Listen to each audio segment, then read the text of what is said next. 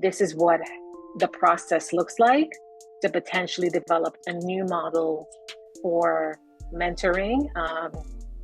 You probably saw in a lot of I feel like in so many leadership journals, they often end with, and there is an ongoing need for mentorship. I think we all are on the same page. It's a great idea to document what on earth did we do? What are we doing? How has it evolved? What practices make sense? What practices were we not honest about? Were we really honest about? How did we grow, not grow, etc.? And I think it really started with just Jane and her story of like me challenging USF and their lack of just classes that specifically discuss women and our experiences. She really was able to execute on a lot of the processing groups that she is really known for. We did a lot of identity where she would put us in our identities, ethnicities, cultural ethnicities, and to have topics around what that's like in terms of bringing your identity to school, to work, in multiple rounds of this participatory way of facilitating. I think there is actually a lot that we can summarize if we took the time to write about it. We have the way class was structured. It'd be interesting to see what has evolved on her end. Maybe comparing and contrasting our experiences as we've been GAs in that class. What have we noticed? Even from the emotions that we remember. I think that's kind of where it started and where it's turned into. In looking at it from a project perspective, we've taken, or the conversations have evolved from an idea, from Zoom to in person, and then building community. And I know that she recorded a lot. She recorded, remember, all of those conversations in our breakout spaces. Like, that has yet to be accounted for. So I actually think we have pretty rich data already. At this point, we should document and have an ongoing shared CV so we can see, because like as we continue to present, it's going to get out of hand and go wild. Like, look, we as the main participants and writers of this story have also individually presented, because we're talking about our story, right? So I'm envisioning a CV, all of our profiles where we have presented. I see it in my head, but I think I captured a lot of what we've done. We did code all of the data that we collected from that first time together. So it gave us as beginning researchers practice not only with engaging in research, but also coding research, and kind of how that helped us all, I think, in our doctoral journeys. So you can kind of see, like, from one really purposeful meeting of the minds, how that can spawn so many different projects and how they're all intertwined. And to me, that is like a feminist approach to mentorship and to co-creating research, and the sharing of knowledge, and how that really can look and be so impactful. That kind of space is so different from other graduate level research spaces that I've either heard of or have, other people have told me that they've experienced. Good to sit here and be among all of you. Definitely is an honor. I'm glad to move forward and grow with all of you.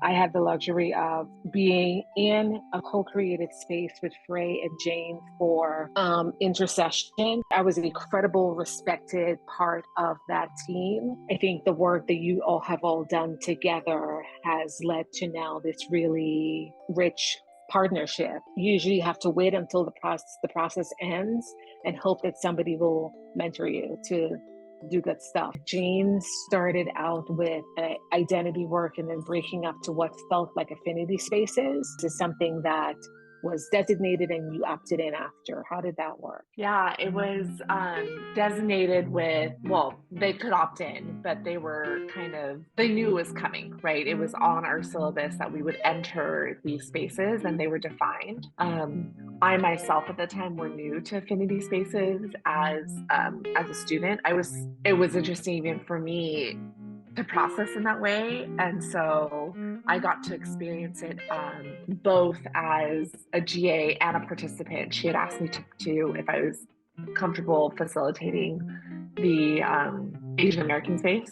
And then also it was with the Latino group. And I, got to learn from that. And I was not a trained facilitator. I was able to bring to the table just the research around the ideologies of feminism, but then what did it mean to be a critical feminist? What I don't think what we were prepared was how, at least for me and I think for Jane too, the extent to which folks would really be vulnerable, especially in a all Zoom space. But I remember when we were doing those type of like setting up and kind of introducing that to the classroom, there was many moments where we did it and then kind of receive an outcome that wasn't the outcome that we were hoping for.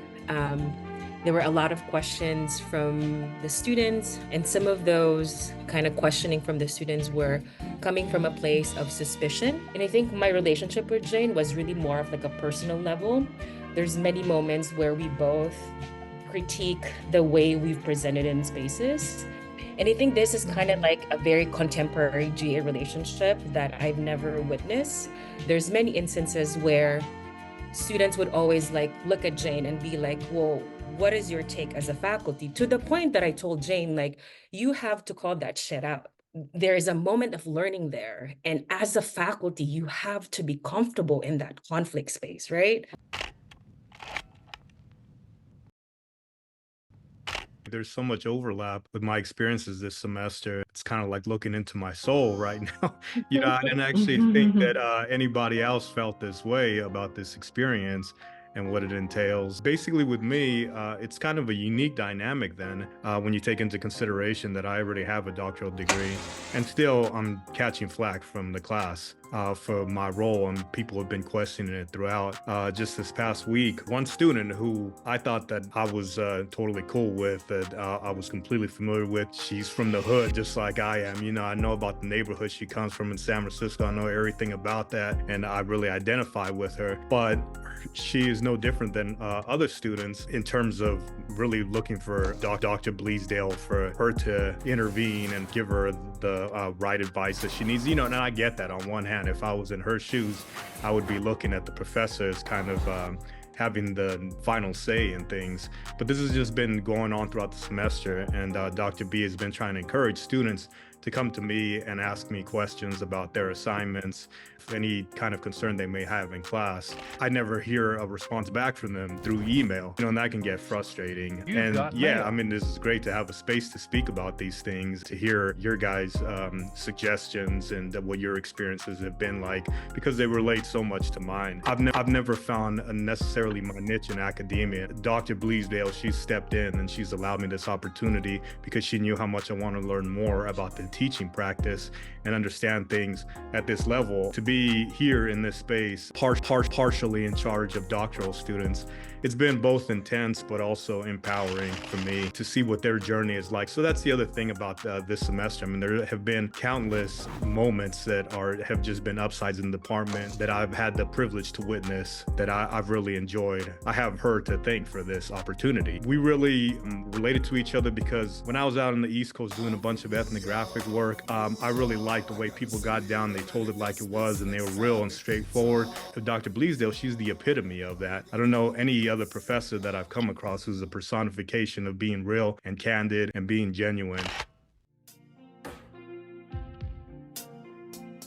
As much as I love the non-GA-ship model that we're building, and it comes with a lot of responsibility because we're not professors. We don't have, quote unquote, the blessing of the university, but at the same time, we are empowered to the care and worries of the students. Then we can provide something very different from a professor who can't meet them there.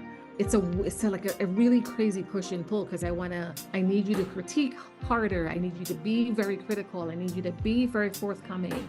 How can we make this the absolute best it can be?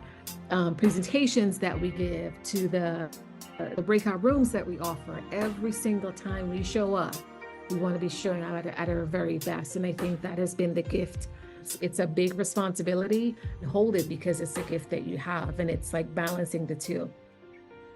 Yeah, I think I'm so glad this is reported, because this is the exact processing and organization of thought that I think would be great to see, on paper, and have Jane, oversee and hear it, because what we're going through, that's one angle, right? The evolution even of mentorship and the relationship between the GA and, a leader in that sense.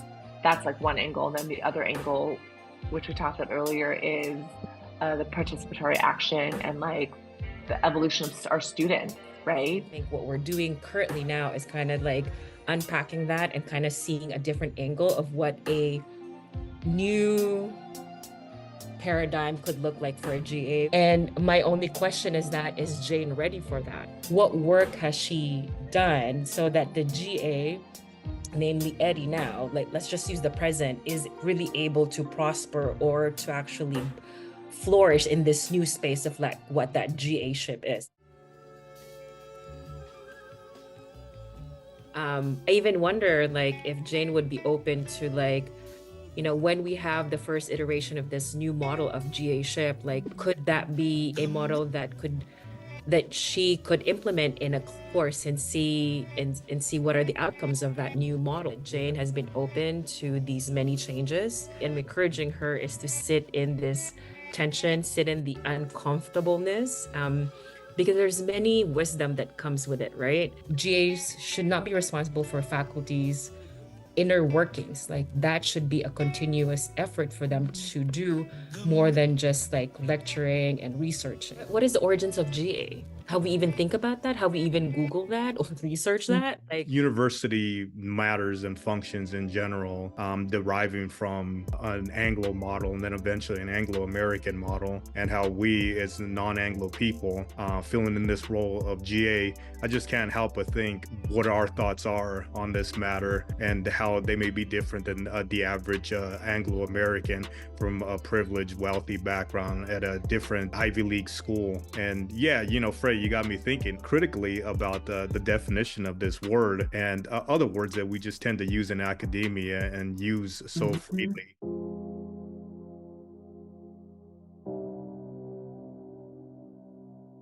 These positions are not often given to us. It is given to, this is where the vacuum exists. Folks of color in academia are poorly mentored, placed in this position without having the application, like the criticality, the opportunity to have the back and forth discussion, to see the inner workings over time of what does it take to be whatever it is you're aiming for in academia.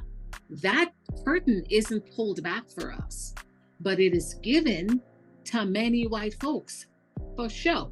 We are in this privileged position to know, to push, to know more, to push and ask questions about if I needed funding, for instance, let us ask.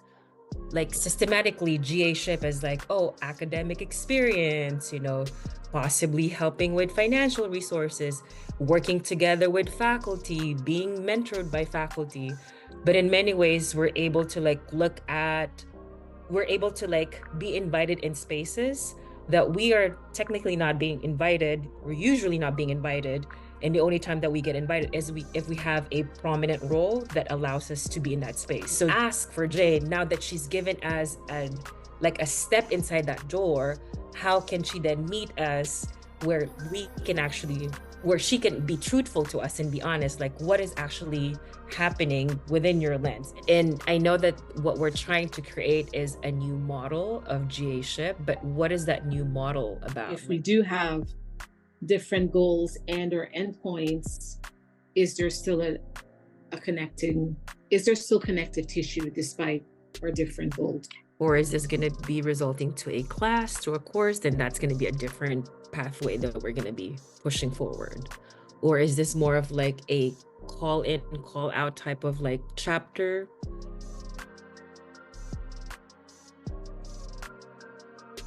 So what is the next steps for us? Like what are we, is this going to be a regular thing that we're going to be doing? Like Eddie is documenting the leadership journey period with Jane. And then for us, so again, if we're saying Jane's model that she has developed over time of identity-based leadership is the women's leadership space, achieving what we think.